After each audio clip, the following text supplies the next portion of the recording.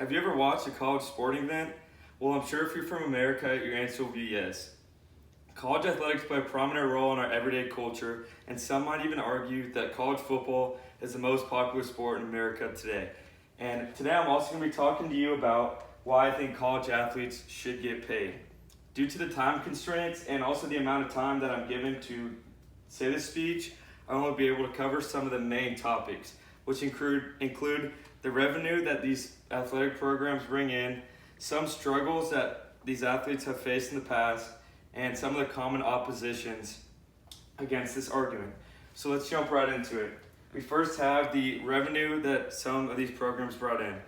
According to Alabama Athletics, they reported in 2018 that in their 2017 year they brought in a total revenue of $174 million. They also brought in a total profit of $15.5 million. Now, if you only took 2% of this $15.5 million profit, it'd be nearly $350,000. This $350,000 was evenly distributed amongst the men's and women's programs and each player that fall underneath those categories. It would be enough money for them to have the basic necessities such as food, water, and clothing. Which now brings us into our second topic, which is athlete struggles. Many of these college athletes come from rough backgrounds and low-income families, which is why they need scholarships. Even with scholarships, you still see many of these athletes face many struggles.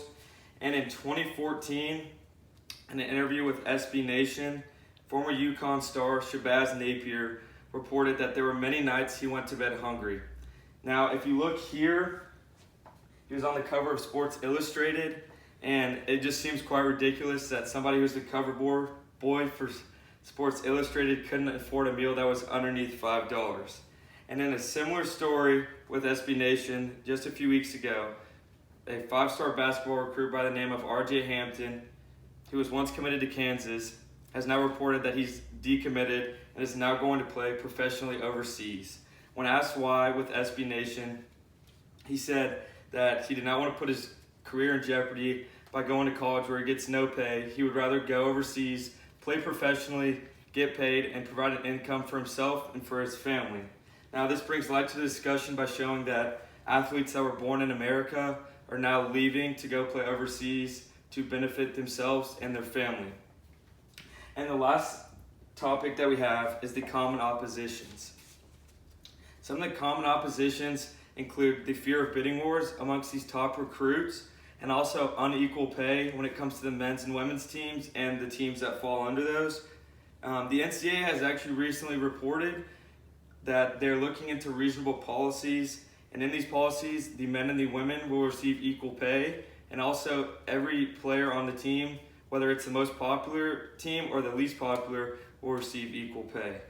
Now, as a result of this, now these big recruits will no longer be swayed based on the things that they are offered from schools and the benefits because of the equalness that will now come, but rather they will get to make their preference based on where they feel the most comfortable.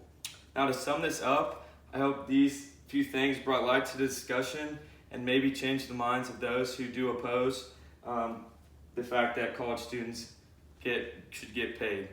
Now, I hope you enjoyed my speech today. I really do believe in the near future that this should come into effect. I think it's truly amazing how these college athletes are able to earn a degree while also playing their sport day in, day out. Thank you.